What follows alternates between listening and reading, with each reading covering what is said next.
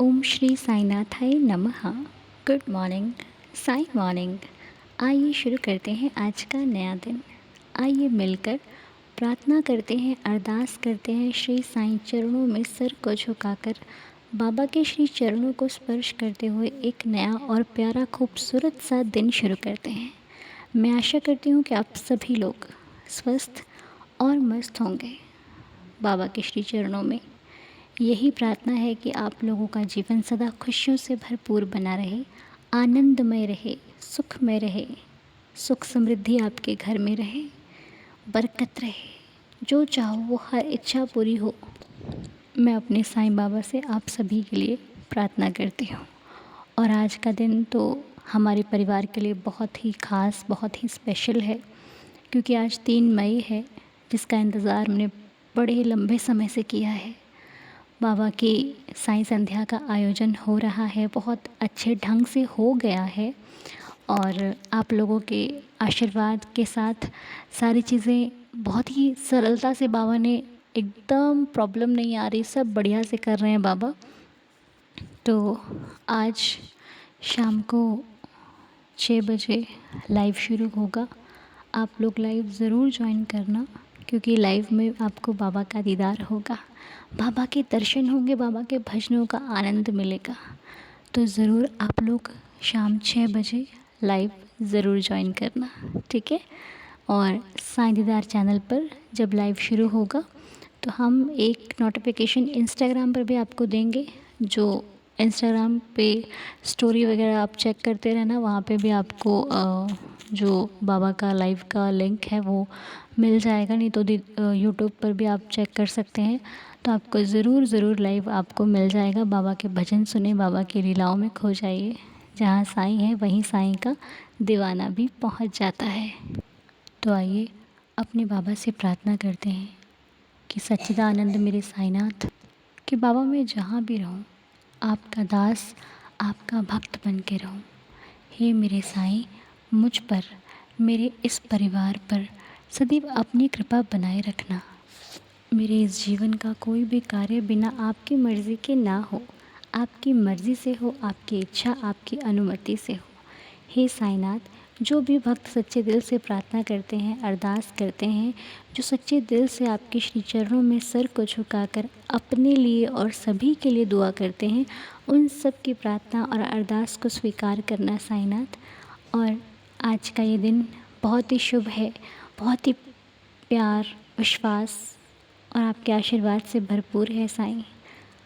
इसी तरह आप हम सभी पर अपनी कृपा जैसे आज तक बनाई है, आगे भी बनाए रखना।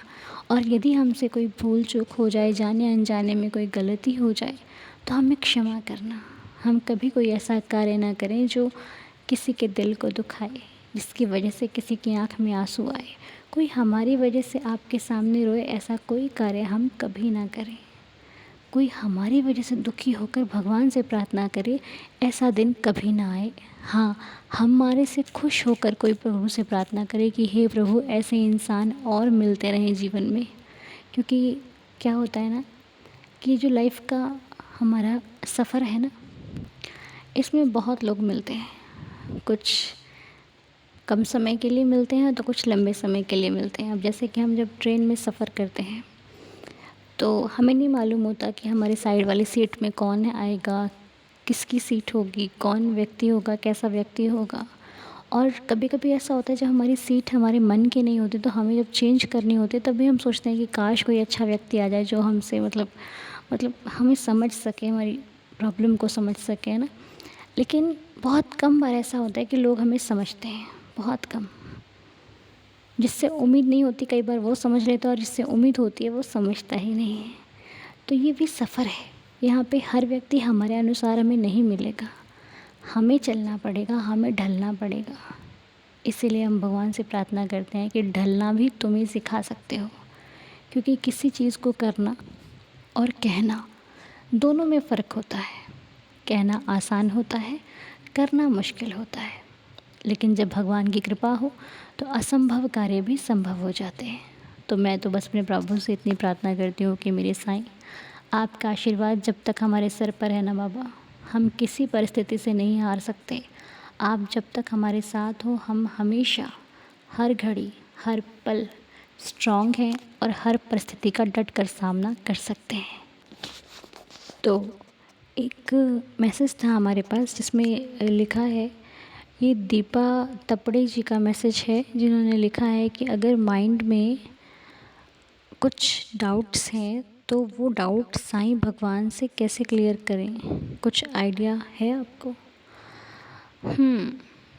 तो दीपा जी देखिए, डाउट्स तो इस सृष्टि पे लगे ही रहने हैं, क्योंकि इधर कुछ भी क्लियर तो है ही नहीं। आए दिन हर एक चीज़, हर एक काम, हर एक इंसान डाउट्स से भरा हुआ है। क्यों? क्योंकि किसी को किसी पे भरोसा नहीं है, ना किसी के काम पर, ना किसी की ज़ुबान पर, और ना ही किसी के कार्यों में, है ना, उसके कर्तव्य में। भरोसे की चीज़ जब कम हो जाती है तो इंसान के पास बहुत सारी शंकाएं, डाउट्स उठने लग जाते हैं। तो मेरा कहने का मतलब ये है कि सबसे पहले हम ये पता करें कि हमारे मन में ये डाउट्स आए कहाँ से। ठीक है? तो मैं तो यही कहूँगी कि डाउट्स को हटा दीजिए। क्लियर करने के लिए जाओगे तो बहुत सारी चीज़ें और भी क्लियर हो जाएंगी, और शायद डाउट क्लियर हो या ना हो, ये बाबा मालिक हैं। और हाँ, आप कहते हो बाबा से अपने डाउट्स को कैसे क्लियर करें, तो ये भी बहुत सिंपल चीज़ है। बाबा से बात करने के लिए ना बाबा के होना पड़ता है। होना लाइक ये नहीं कि मैं बाबा के पास 5 मिनट बैठी तो मैंने सबको बता दिया भाई मैं तो 5 मिनट बैठती हूँ, ऐसा नहीं। बाबा के पास बैठना तो टाइम को छोड़ कर बैठना, जितना टाइम जाता है इधर चला जाए। आपके पास सुबह टाइम समय नहीं है, दोपहर में होगा, दोपहर में बैठ जाइए। शाम को है, शाम को बैठ जाइए। रात की आरती करने के बाद समय बचता है, तब बैठ जाइए। लेकिन आपको बाबा को समय देना है, और जब आप बाबा को समय देने लग जाओगे ना, आपका टाइम इतना सेव होगा कि आपको खुद भी नहीं पता। और बाबा बाबा आपकी हर जगह रक्षा करेंगे। आप कहीं भी रहोगे, साईं आपकी एक पुकार पर आपके पास मौजूद होगा, लेकिन तब जब आपको अटूट विश्वास होगा। और रही बात शंकाओं की, डाउट्स की, तो देखिए डाउट्स जब आप नाम स्मरण करते हो ना, जितना ज़्यादा करते हो, भगवान आपको यहाँ इस धरती पर के जो रिश्ते हैं या फिर जो चीज़ें हैं उनसे दूर करना शुरू कर देते हैं। क्योंकि इस संसार की चीज़ों में मोह है, और जो मोह है वो हमें कहीं और जाने नहीं देता। और जब जाने नहीं देता तो हम उन्हीं चीज़ों में फंसे रहते हैं, और जब फंसे रहेंगे तो हम बाहर कैसे निकलेंगे, भगवान के पास कैसे बैठेंगे। आपको अपनी लाइफ में अपनी मुसीबतों से लड़ते हुए भगवान को समय देना है। कैसे देना है वो आपकी अपनी हेडेक है। ठीक है? कोशिश कीजिए कि अपने भगवान को दिन के 10 मिनट तो मैंने देने देने हैं। इसलिए नहीं कि मुझे उनसे बहुत कुछ चाहिए, इसलिए कि वो मेरे बाबा हैं, वो मेरी माता है। और दिन भर में अगर सारा दिन काम किया और रात को आकर उनके पास बैठ गए तो कितना अच्छा है ना। 2 पल तो दे सकते हो, तो बस देना शुरू कीजिए। मुझे लगता है कि आपके सारे डाउट्स 1 सेकंड भी नहीं लगेगा, हट जाएंगे, सब क्लियर हो जाएंगे। आप एक बार उसकी चौखट पर सच्चे दिल से जा कर के देखो, और हक से जा कर के देखो। ये प्रसाद व्रसाद चढ़ाने का नहीं बोलना, ऐसे जाओ, बाबा मुझे चाहिए, तुम मेरी माता हो, तुम मेरे पिता हो, तुम मेरे सखा हो। तुम नहीं दोगे तो कौन देगा साईं? तुम मेरी परवाह नहीं करोगे तो कौन करेगा साईं? तुम मुझे प्यार नहीं करोगे तो कौन करेगा साईं? बाबा, मेरा जीवन तो आपके ही श्री चरणों में शुरू है और यही संपूर्ण हो, यही मेरी एक इच्छा है। इसीलिए बस आप सदैव मुझ पर अपनी कृपा दृष्टि बनाए रखिएगा, मुझ पर अपना आशीर्वाद बनाए रखिएगा। मैं कभी भटकूं भी तो वो गलियां तेरी हों, मैं कहीं गलत भी करूं तो दुआ कर मुझे संभाल ले, बस इतनी कृपा बनाए रखना। मुझे कभी गलत दिशा में ना जाने देना साईनाथ। रहम नज़र करना, दया करना, कृपा करना। सभी भक्तों की श्रद्धा की लाज रखना। जो सच्चे दिल से प्रार्थना करता हो उनकी प्रार्थना को स्वीकार करना, कृपा बनाए रखना। तो आइए अब हम बाबा की लीला सुन लेते हैं। ओम साई राम।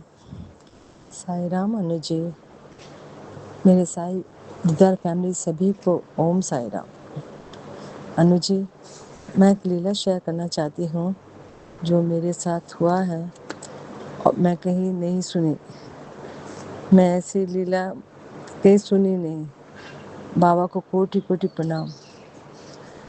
मैं 20 अप्रैल मंगलवार को चेन्नई से बेंगलोर जाने का ट्रेन टिकट था, हमारा बुक था। मैं उस दिन सुबह उठकर घर में झाड़ू पोछा करके नहाने चली गई, क्योंकि बिना आंगन साफ किए घर पोछा आंगन को पहले पानी लगा के हम लोग साफ करते हैं, उसके बाद ही हम लोग बाहर निकलते हैं। तो मैंने वो सब करके और मंदिर में दिया बाती करने के बाद ही हम लोग निकलते हैं। मेरे स्नान होने के बाद अचानक से मेरा मंगलसूत्र का धागा, जो हम लोग गोल्ड मंगलसूत्र पहनते हैं, उसमें धागा से पिरोते हैं 2 गोल्ड मंगलसूत्र और लक्ष्मी कॉइन्स और मोती, हम लोग साउथ में ऐसे करते हैं। उस धागे को गोल्ड के जो होल रहता है उसमें हम लोग बांध के रखते हैं। एक मायका का और एक ससुराल का होता है वो, जिनको हम लोग बुट्टू बोलते हैं। मैं स्नान करते करते देखती हूँ कि अचानक से मेरा वो टूट जाता है। जिस जगह पे धागा बंधा हुआ है वहाँ टूट जाता है और नीचे गिरता मोती था, मैं निकाल दी हूँ। अचानक सबको सिमट कर मैं उसे बाहर निकलने के बाद मैं एक कागज में अच्छा से सबको रख के अच्छा रबर से बांध देती हूँ, क्योंकि हम लोग को 7 बजे का ट्रेन था, तो हमारे पास समय न था कि मैं इसको फिर से करूँ।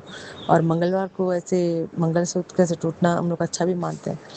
मेरे मन में तो कुछ बहुत टेंशन सा था, बस बाबा से ही प्रार्थना कर रही थी कि बाबा सबके साथ रहना, मेरे बच्चों के, मेरे पति, हस्बैंड, मेरे दामाद, मेरा पोता, और सबके साथ रहना बाबा, क्योंकि मंगलसूत्र का थोड़ा हम लोग सेंटिमेंटल भी हो जाते हैं ना ऐसे कुछ होने से। और मैं उस मंगलसूत्र के धागे जो है उसको मैं मोती और गोल्ड का वो निकाल के मैं मंगलसूत्र के धागे को मैं बाबा के चरणों के पास रख कर हम लोग घर से निकल गए। ट्रेन का समय था तो हम लोग निकल गए। ट्रेन से हम लोग चढ़ने के बाद हम 7 बजे का ट्रेन था, हम लोग चढ़ने के बाद बैंगलोर में उतर के फिर हम लोग मेरी बेटी रहती वहाँ पर, तो बेटी के क्या पकड़ के बेटी के घर भी आ गए हम लोग। आने के बाद फिर खाना पीना सब हुआ, सब बैठे, सब सो रेस्ट कर रहे थे। मैं हॉल में बैठी थी, अचानक से मेरा नज़र कुछ चमकने की चीज़ पे पड़ता है, तो मैं देखती हूँ कि मंगलसूत्र, वो मतलब मेरे ही मंगलसूत्र। मैं सोची मेरी बेटी की तो ऐसा नहीं है। मैं उठा के देखी, अच्छा से लग रहा है, तो मेरे ही लग रहा है करके। मैं तो बाहर में भी कुछ निकाली नहीं, फिर कहाँ से नीचे गिरा हुआ है। मैंने ठीक एंट्रेंस घर के अंदर आते ठीक वहीं पर गिरा हुआ था। एक दो रहता है, तो मैं एक निकाली और मेरे पैकेट को बैग निकाल के मैं अपने पैकेट को देखी कि उसमें क्या है। देखती हूँ तो उसमें एक ही था, एक ही मंगलसूत्र था मेरा।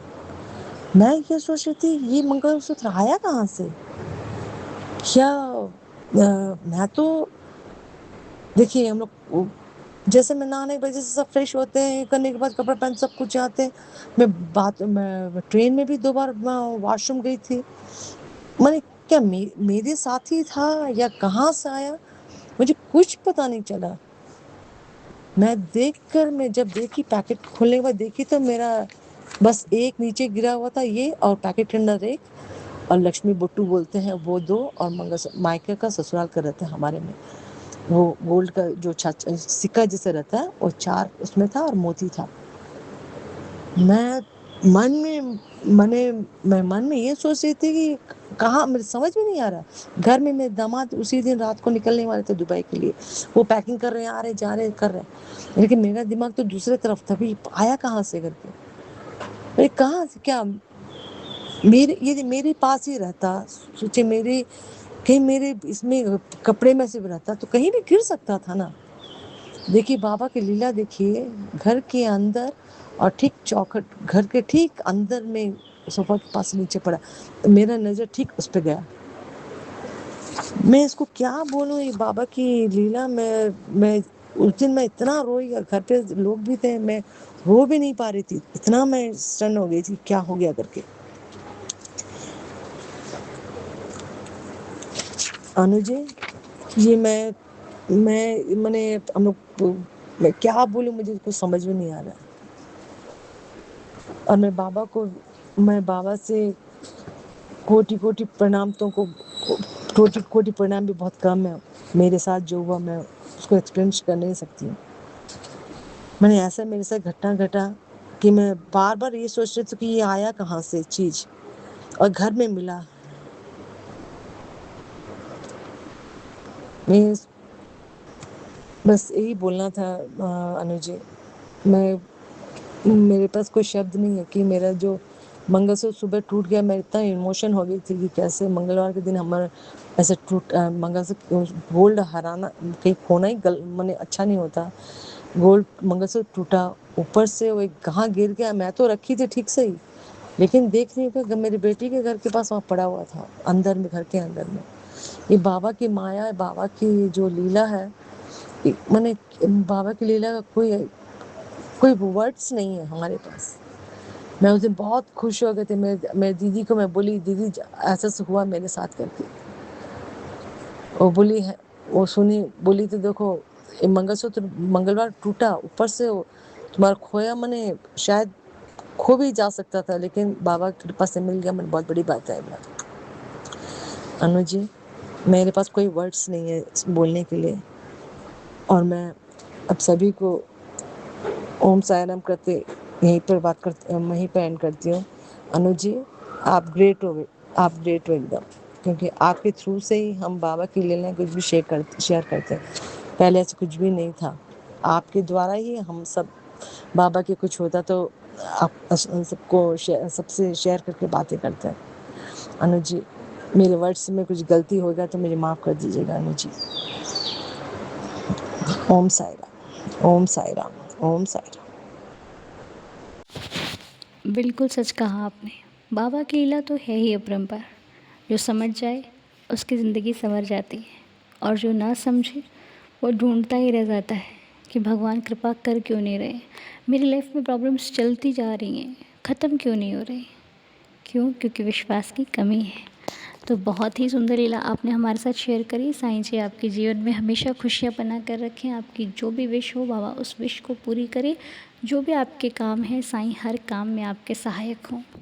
मेरे बाबा जी के श्री चरणों में आपके लिए, आपके परिवार के लिए यही प्रार्थना है कि साईं आपको सदा खुश रखें। बहुत बहुत शुक्रिया आपका।